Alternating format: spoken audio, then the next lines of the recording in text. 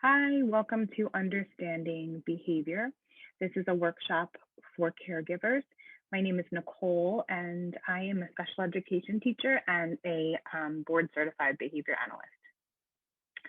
So today we're going to learn a more in-depth way of understanding behavior. You're going to learn some new key concepts about behavior that will enable you to view your child's behavior in a new way. You're going to learn key principles of behavior that will help you better analyze your child's behavior. You'll learn new tools in determining the function of their behavior.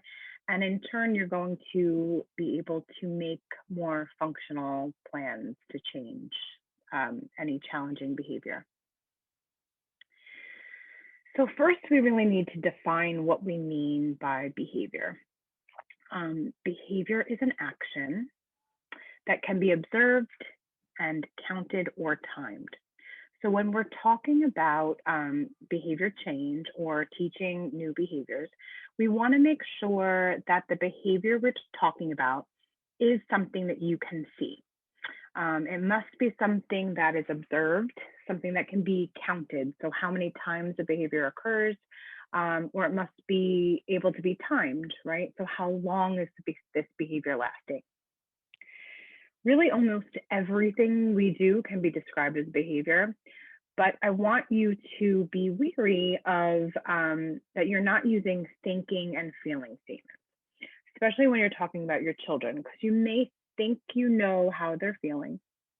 You may think you know what they're thinking, but the truth is that you are not able to observe other people's thinking and feeling, and therefore those are not behaviors that we're targeting. So make sure that when we're talking about specific behavior that either we want to see increasing or decreasing, it's something that we can see. I'd like us to look at 4 key concepts of behavior to better understand. The first one is that behavior, we want to think of behavior in 2 categories, either adaptive, which means behavior that we want to see, right? It's behavior that helps us, or maladaptive. And those are our challenging, disruptive behaviors that we want to see decrease. The second is that all behavior is learned, and that means both the adaptive and maladaptive behaviors. The third is that behavior is a form of communication. We do things to communicate something. And the fourth is that behavior serves a function. And there are actually only 4 possible functions of all behavior, and you'll learn them today. So let's look at adaptive versus maladaptive. So again, our adaptive behavior enables us to get along in our environment. Having adaptive behavior, like getting dressed, putting a seatbelt on, asking for help, these are all helping us learn new skills, become independent, function independently, create relationships, and just get along within our communities.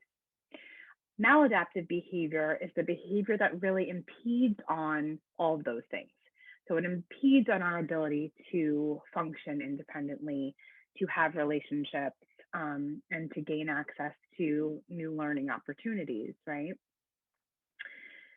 Something with these 2 categories is that while we want to see the maladaptive behaviors decreasing, we also want to see the adaptive behaviors increasing, because oftentimes the maladaptive behavior is occurring because our kids don't have the skills to behave in an adaptive way.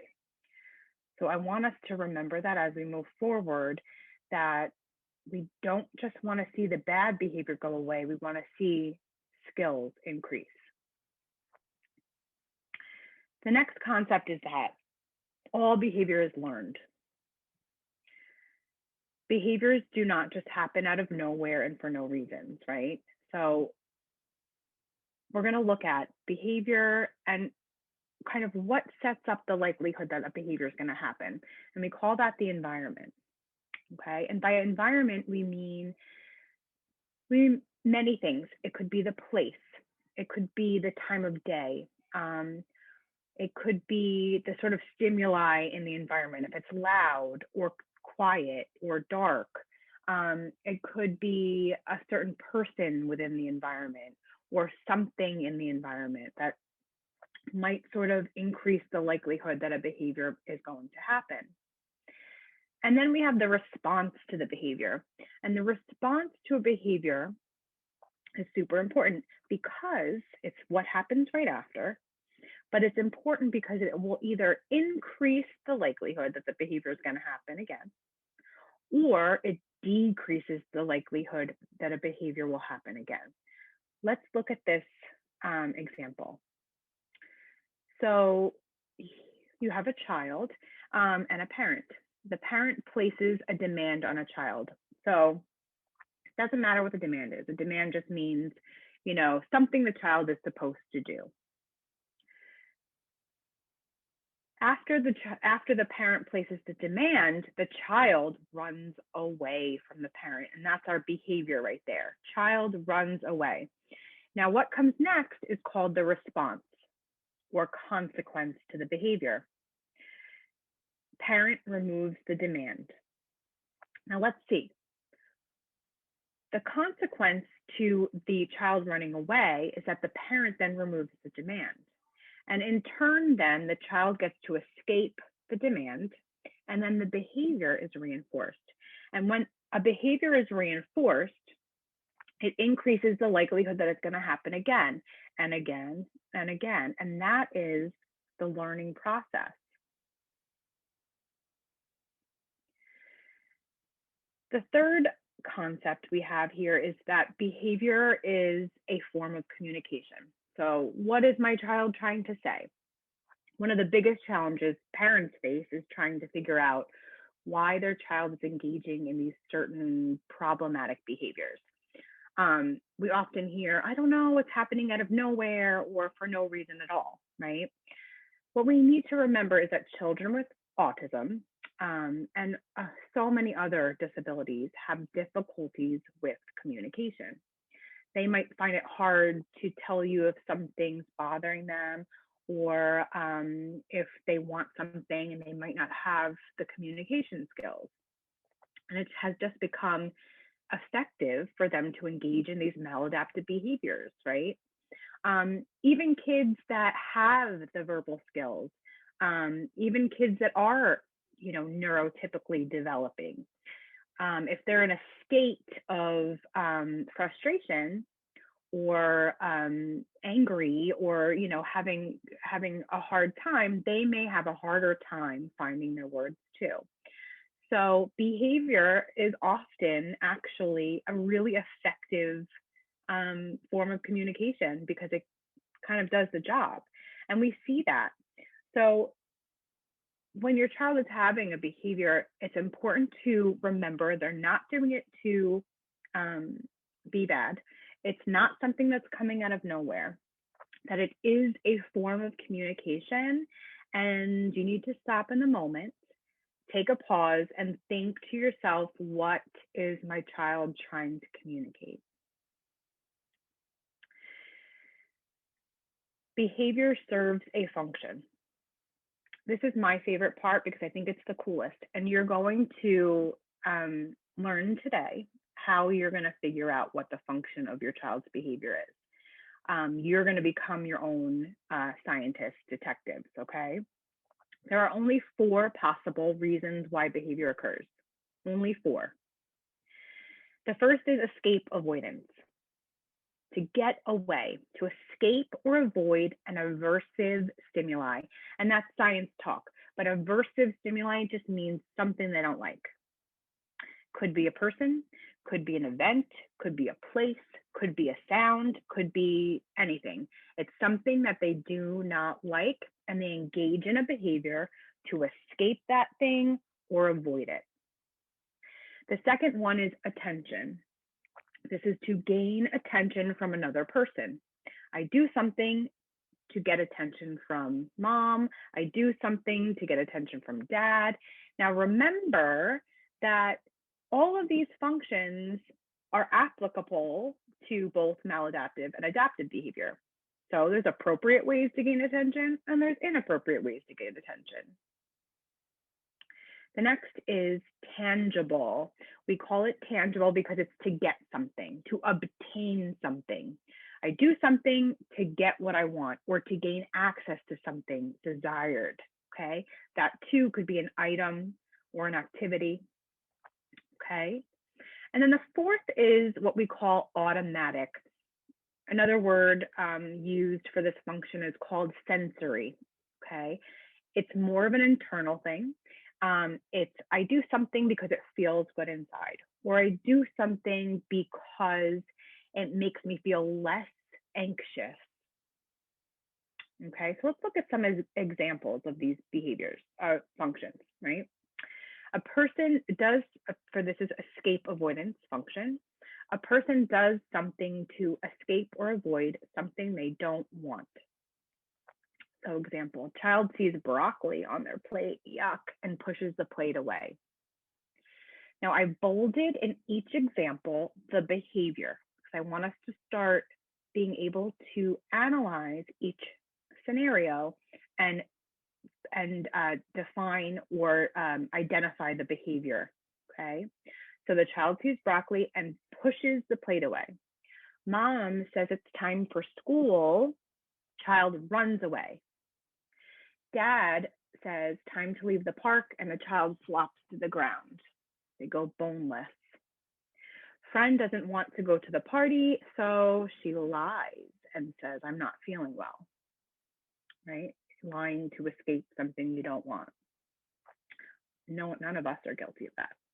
Mom's phone rings. Mom presses the red decline button. She doesn't have time for a phone call right now. Let's look at the next function, tangible. A person does something to get something. So examples, child says water, water, and dad gives a cup of water. That worked. Child grabs the cookie out of the brother's hand. Child eats the cookie. They got it. That is not right. That's not an appropriate behavior. That's a maladaptive behavior, but he was able to get it, right? So likelihood is he's gonna do it again. Mom makes coffee. She drinks the coffee. Student asks for a hall pass. Hall pass, please. Teacher gives hall pass. Baby cries. Mom gives baby bottle of milk. Child opens the toy cabinet. Child takes the toy they want. And dad turns, that's old school, turns the TV on. Dad watches the news. Okay, so I do something to get something I want. The next function, attention. So a person does something to gain attention. The child says, look, Mom. Mom looks at the child. He gets mom's attention. Baby cries. Mom picks baby up and gives kisses. Baby gets mom's attention. Son taps on his dad's shoulder and dad turns and looks at him. He got dad's attention. Teacher claps her hands. All the students stop and look at her. She got the student's attention. Students raise hand for teacher's attention. Person screams in a crowd. People turn and look. And lastly, we have the function of automatic or sensory. A person does something because it feels good. So we sometimes see this as stereotypic behavior for kids on the autism spectrum, but we all engage in automatic behaviors. Child may flap their arms because it feels good, a behavior we see sometimes, right? But here's another one where, we do it ourselves. Mom stretches during a long meeting. Oh, it feels good. It's keeping me awake. Student taps his pencil on desk during test taking, and maybe he likes the sound, right? Maybe it helps him focus. Child makes vibrations in throat. I had a student that used to do that. A woman takes deep breaths before the plane takes off. She's feeling anxious, and breathing helps her. Child rocks back and forth while watching a movie. Okay. So the idea, right, that these behaviors are learned, right, is really better understood when we look at something called the ABC model. The A stands for antecedent, and that's what occurs immediately before the target behavior. So we were talking about the environment before, setting up the likelihood of behavior will occur. So the antecedent is included in that, okay? Then we look at the behavior, which is the target behavior observed, and it's going to be very descriptive and it has to be observable, and I'll explain how to define behavior in a moment. And then we have the consequence or the response. This is what happens right after the target behavior. So when we look at this, 1, 2, 3, it's called a 3-term contingency. Each thing is contingent upon the other. Okay, when we look at this and we look at patterns of this, it's going to help us understand when a behavior occurs, what the behavior looks like, and then why it's happening. It's also going to help us be able to create more of an effective behavior plan when we know the function of the behavior. So let's check out the antecedent. So again, it's a situation that comes before the behavior. Sometimes we use the word trigger to a behavior or a cue for the behavior. The antecedent could be an event going on. It could be a person who's in the environment. It could be an object in the environment. Here's some examples. Alarm clocks sound. Hearing that sound is an antecedent to getting out of bed or pushing the snooze button. When we see a stop sign, it's the antecedent to us pressing the brakes. Hearing a screaming baby might be the antecedent to, oh, I know that scream, I gotta make a bottle fast. Dad telling their child to clean up the toys could be an antecedent to them starting to whine. Okay, that's the antecedent. Let's do a little practice. Number 1, Susan hits Fred after he takes the book she is looking at. Now, when we look at each of these examples, it's helpful to first identify the behavior. So the behavior we are looking at here is hitting. Susan hit her, I'm assuming, brother. So Susan hit after he takes the book she's looking at. Fred took the book from Susan and then she hit him. The antecedent to hitting was that he took the book. Let's look at number 2. Mary starts to interrupt her father by screaming when he is talking on the phone. I see that the behavior is screaming, and the antecedent is her dad is talking on the phone. Yes, she wants his attention. Randy throws his vegetables after his mother puts them on his plate. Mother puts veggies on plate is the antecedent to Randy throwing them. Noah screams when he sees the playground on the way to the doctor's office. Scream is the behavior. What happened right before the scream? He saw the playground. He wanted to get that playground. He did not want to go to the doctor. Now let's check out behavior. And I mentioned earlier, it's important to define a target behavior very specifically and in a detailed way. This is very important because especially we want to communicate best with teachers, with therapists, with doctors, and we want to define this target behavior so we know that we're all talking about the same thing. So we have to use very specific and detailed descriptions when defining a behavior, so everyone understands what's happening and what it looks like.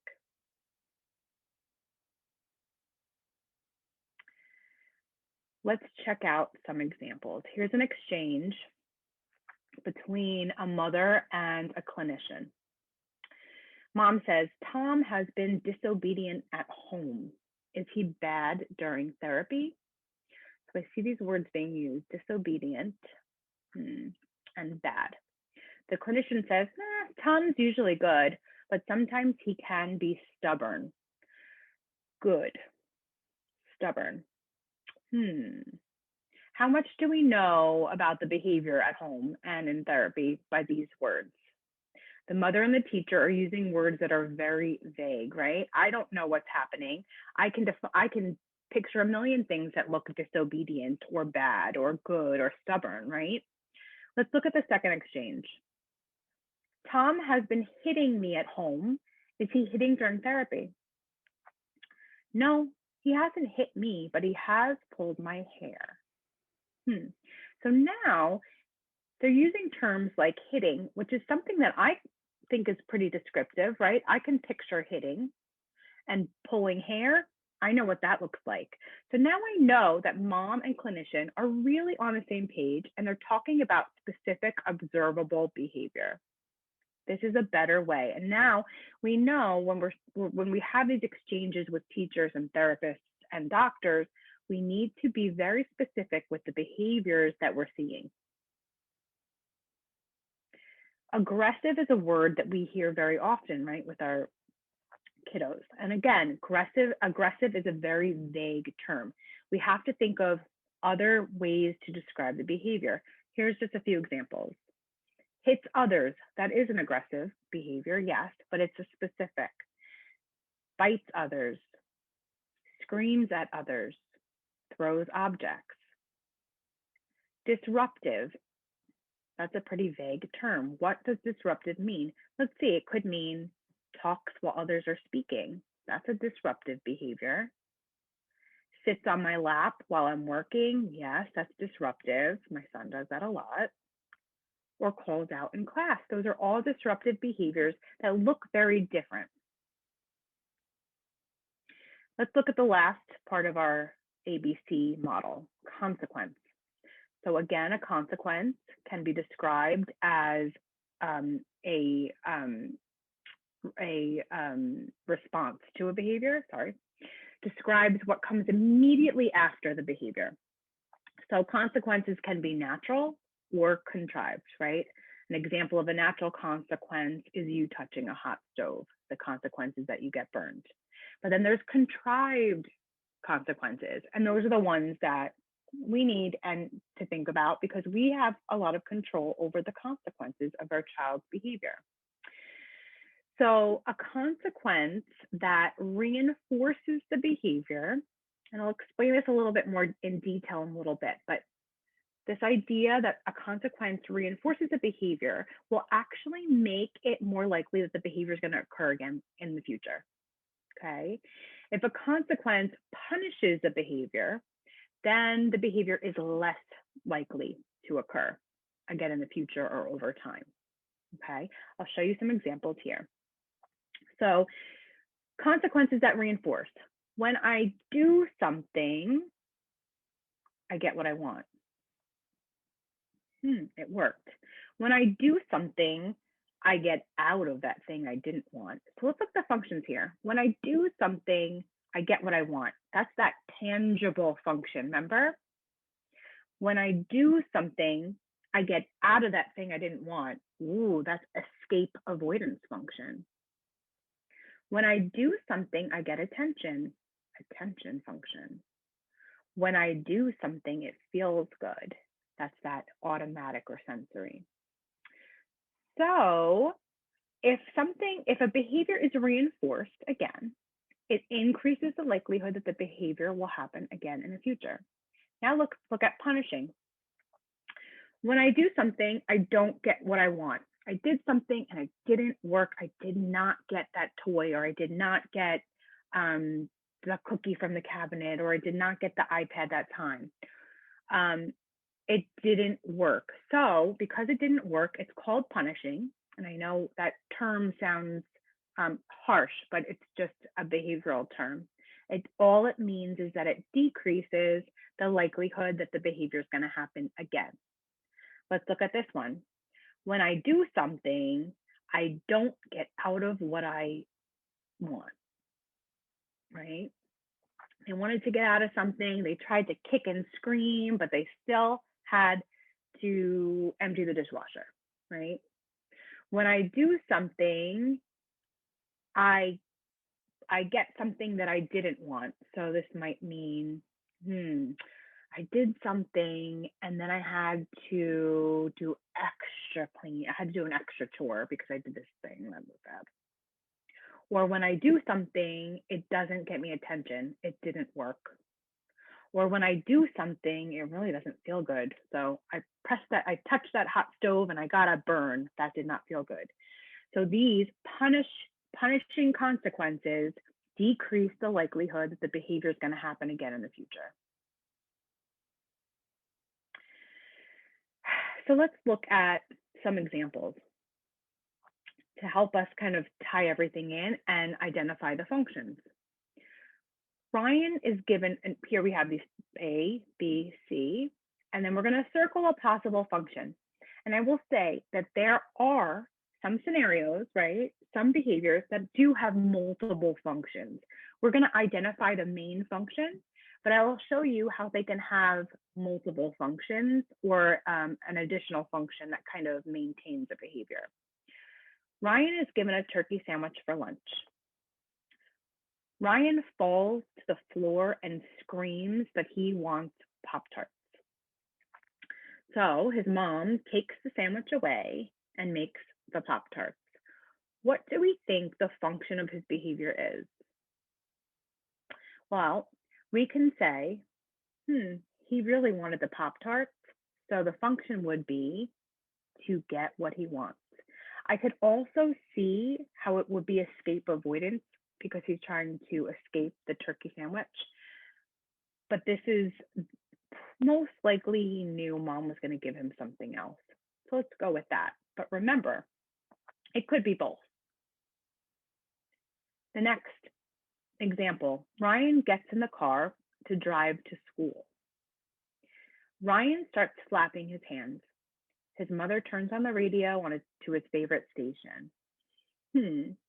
Well, I don't know Ryan well, but I'm going to assume that this is automatically rewarding, an automatic behavior for Ryan because he flaps his hands in a variety of situations. There's no correlation between flapping hands and the radio getting turned on. So I'm going to say automatically rewarding. Ryan's mother sits next to her husband on the couch.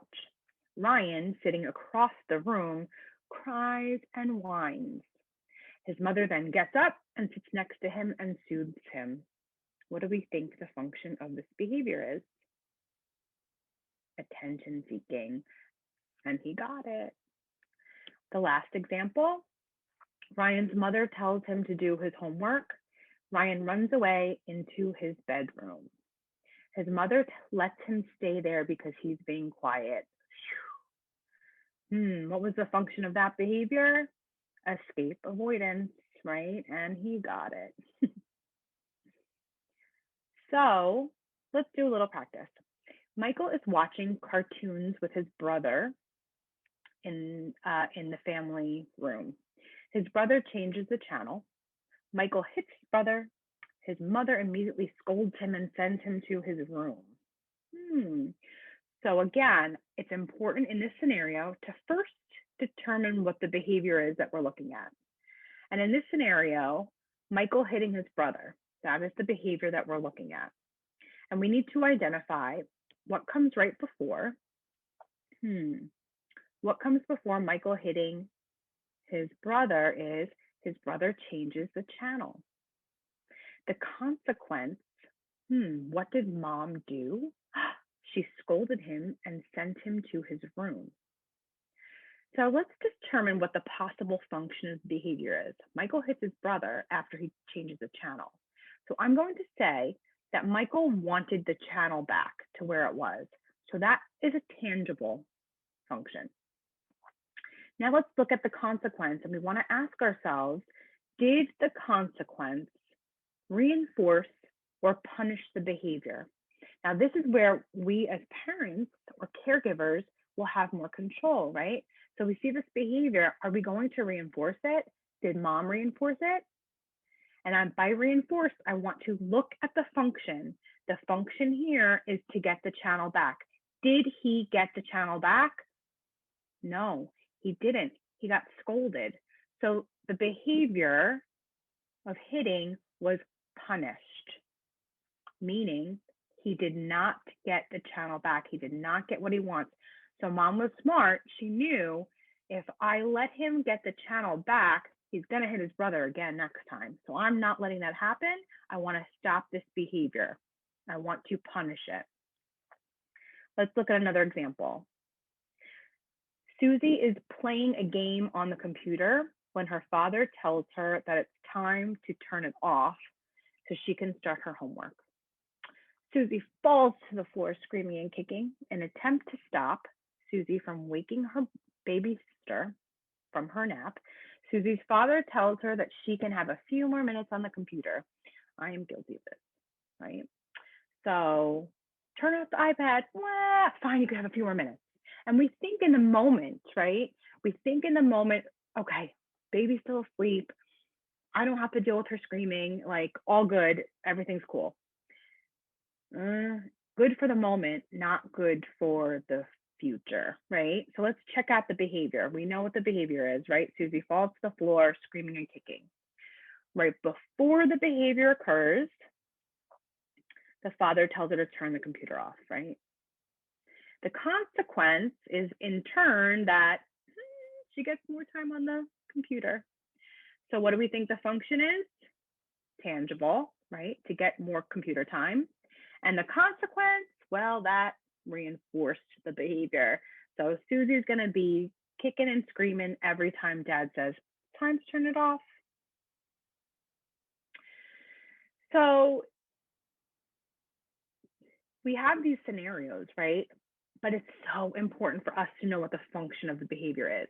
I'm going to give you an example, and we're going to play around and see what happens if the function's different, right? So this will show you how it's so important for you to know what the function of your child's behavior is before you decide what your plan is going to be. Student is being disruptive in the classroom, making paper airplanes, talking loudly, making goofy noises. The teacher sends him to the principal's office because he is being disruptive, when we know this happens all the time, right? So it helps the teacher in the moment, making sure that the other 20 kids in the classroom are able to focus. And this one kid goes away. And again, everything is, all good for now, but was it the right decision? Was the consequence a good choice, right? So let's see. What if that student's behavior was functioning to escape from doing classwork? Did the teacher's consequence reinforce or punish the behavior? So if he was looking to get out of classwork, then the consequence really reinforced it. It increased the likelihood that the behavior is going to happen again. So this teacher is going to have to deal with this kid doing this on a daily basis now, because he learned, I just have to make a ruckus in the classroom, and then she sends me out, and I don't care if I get in trouble as long as I don't have to do the classwork, right? Now take this same exact scenario, same antecedent, same behavior, same consequence, but the function's different. Now, the function of this behavior was actually to gain attention from his classmates who were cracking up laughing. But the teacher sending him to the principal's office removes all that attention. And therefore, her consequence then decreased the likelihood the behavior will happen again. So this is why it's so, so, so important for us to understand and know and determine what the function of the behavior is. And this is how we do it. We take data, and you're going to learn how to do it too. And it's very important, and it's pretty easy, so don't get discouraged, okay? It's really not always easy to understand the function, right? So that's why we do this functional assessment. And we keep data for just a few days, right? It's called an it's on that ABC model. and it's going to help us determine the function. Okay, so we gather information, and I'll show you what it looks like. So we have here an ABC data sheet. So here you will recognize antecedent, right? What happened right before. Behavior, which is what it looks like. And the consequence, which is what happened after the behavior occurred. So we also have all this information, which will be really relevant to us determining different patterns. So we have the date here, the beginning and ending time. So this will be important too, because you want to see if behavior is occurring at a specific time of day. You may also want to sort of see how long a behavior is occurring, because as we start to target behaviors and they might have a behavior that you want to decrease, you might want to see the time the behavior lasts shorten. The setting is important, right? So that's the environment we were talking about. What activity was going on, maybe who was involved or who was present, A, B, C. And then here, you'll be able to indicate what you think is the possible function, okay? And we have here hypothesize, because it really is an educated guess, okay? What you will do is I'm going to give you a copy of this ABC data sheet. I will put a link in the chat at the end, and you will be able to print this out at home and keep it in a safe place and take data. You're going to decide a target behavior that you're going to choose, and you're going to write all this information out, and it's going to give you good information. And this is just an example of one that's been filled out. Date here, so you will probably, or most likely, have multiple entries per day, right? You're going to write the settings. So you could see here the different rooms that the behavior occurred in, the activity that was happening, okay? Who was involved, the antecedent, the behavior, which is very clear, right? Sam swiped bowl onto floor. Sam flopped to the floor and kicked and screamed. Sam leaps over the table and grabs handful of cookies. The consequence, what happens after, and then your hypothesized function. Let's check out this video.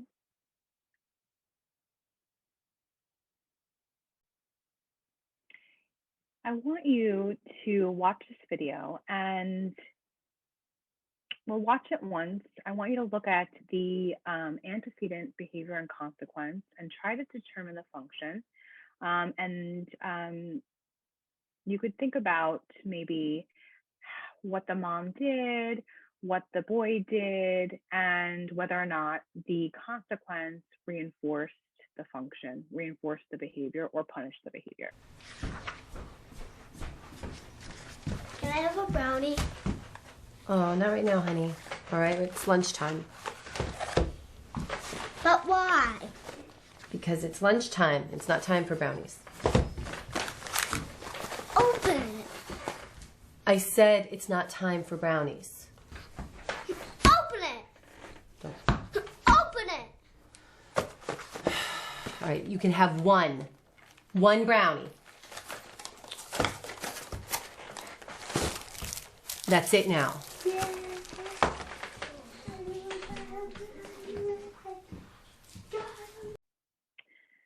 And we're going to check out how would we fill out this ABC data sheet. So we have the date here, the time it happens, 11:30. I have 11:30 to 11:31. It was really only a minute long. It was in the dining room. The activity, there really was no activity going on. It was kind of like a transition. Like, I don't know what he was supposed to be doing. So he was just walking around. Mom was involved. Antecedent, son asked for brownies and was told no, it's time for lunch. So he was really told no, which so many of our kids have a hard time with, right? The behavior, son asked again, so he said, gimme. Pushed box on into mom and then stomped up and down. So that's how I described the behavior. And the consequence was mom gave him, oh, just one. And she probably thought that that was punishment. Oh, just one, you can have the whole box, right? So the function we know was tangible. He did that stuff because he was trying to get access to that brownie, and we know he got it. So the consequence reinforced the behavior. He's going to do it again, probably. Okay. So here's another, scenario we can analyze. Ben and his mom are checking out at the grocery store. Ben asks his mom for candy, and mom says no. Ben begins to loudly repeat his request. Mom repeats no a few times and then ignores Ben while placing the groceries on the conveyor belt. This is a very classic example. Ben begins screaming, "I want candy," and crying. Mom ignores him. She does a good job for about 30 seconds, but then eventually gives Ben the candy. Ben immediately calms down and patiently holds his candy to be scanned. So what has Ben learned here? Well, the behavior of screaming, "I want candy," and crying will get me the candy. And something important to note here is that mom held off. She didn't give him the candy for a full 30 seconds before she gave in. This is a big mistake we make as parents. And I always, when I coach parents and say, if you're not in the mood to deal with a tantrum, if you are not in the mood or unable to, right, give in right away. Because what Ben has learned here is that not only does screaming and crying, but mom will give in if I do it for 30 seconds. So the next time she tries to actually, hold off and not give him the candy, he's going to go full blast for 30 seconds, right? And if she says, nope, still not doing it, he's going to keep going and keep going, okay? So if you ever have a moment where you just don't feel like dealing with it, and it's, obviously your child will be safe, just give in right away, because you don't want them to learn that they can do it for a longer period of time, because the next time will be even longer. That'll be their baseline. They're like 30 seconds. Oh, I could do a minute now. And then if you give in after a minute, then the next time is going to be even longer. Okay. It's just going to make it harder for you in the future. Another scenario is bedtime. Bedtime is tough. Okay. I know, I have two. Charlie is a 7-year-old male who has difficulty falling asleep and frequently wakes up throughout the night. He has an established bedtime routine, which includes taking a bath, reading a book, and then mom lays down next to him until he falls asleep. If mom attempts to leave, Charlie has tantrums involving crying, whining, and leaving the room. He immediately calms down when his mom returns. When he wakes up at night, Charlie goes and wakes his mom up and asks her to return to his room, which she eventually does. What has he learned? So tantrums get what I want. Tantrums, which are crying, whining, leaving the room, right? Tantrums work. I get mom back. I wake up in the middle of the night. I don't stay in my bed. I go get mom and she comes. So these are all learned behaviors, right? So I added some reviews here for some of the concepts and terms, okay, for your reference. And then what I want you guys to do as caregivers, this is your to-do list. You need to print the ABC data sheets, okay, and you're going to print a bunch of them. If you don't have a printer, that's totally fine. You can take a piece of paper and make a grid and just do it that way. You can record the information. As long as you have all of that information written down in any way, shape, or form, that's fine. It's the same information. So you can have a notebook, however you choose to do it. But the ABC data sheets are there for you to use. You need to record data for a target behavior or behaviors. And I suggest you pick just one to start. Maybe something that you really want to see change. It's easier to start with one because you'll start to get used to how to collect the data. And also, we never try to work on a bunch of behavior at the same time. It's just too difficult, okay? So with the data you're going to take for a few days, you're then going to analyze the data with these questions. So do I see common triggers? So you're going to look at that antecedent, the time of day, the location, the people. You're going to look at all that and see if you find any patterns. And then you're going to see if you can identify the functions, the probable functions with your hypothesis, okay? As you look at your ABC, your antecedent, your behavior, your consequence, you're going to decide what the possible function is, right? Were you able to analyze the consequence and determine if the consequence has been actually reinforcing the behavior? Most likely, yes. And then you're going to try and figure out how you can change the antecedents, so location, things around those trigger things. So when you look at the antecedents, the environment or those triggers, you can actually use preventative strategies to eliminate those things. And then you can look at the consequences, and the consequences you have a lot of control over, and you can start to tweak those, right? So how can I change the antecedent and the consequence in order to decrease the likelihood that behavior is going to happen again? So last is, what adaptive behavior do I need to teach my child to replace the maladaptive behavior? And that was a huge one. You cannot just eliminate problem behavior without teaching new skills. The problem behavior is happening for a reason. There's a function, there's something going on there that your child is trying to communicate. If they don't have the skills to do it, you're not going to see maladaptive behavior decreasing. So we call it a replacement behavior. Are they trying to escape something? Let's teach them how to communicate that. Are they trying to get something? Let's teach them how to ask for things they want, and all of that good stuff.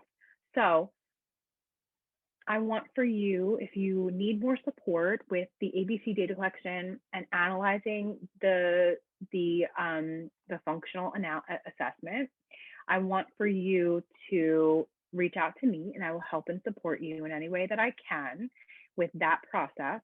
But I also want you to plan to attend the next workshop, which is about preventative strategies.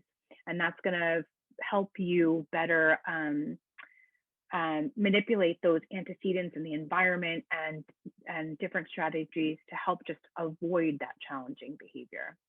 So thank you so much for today. I really look forward to hearing from you and seeing you again. Take care.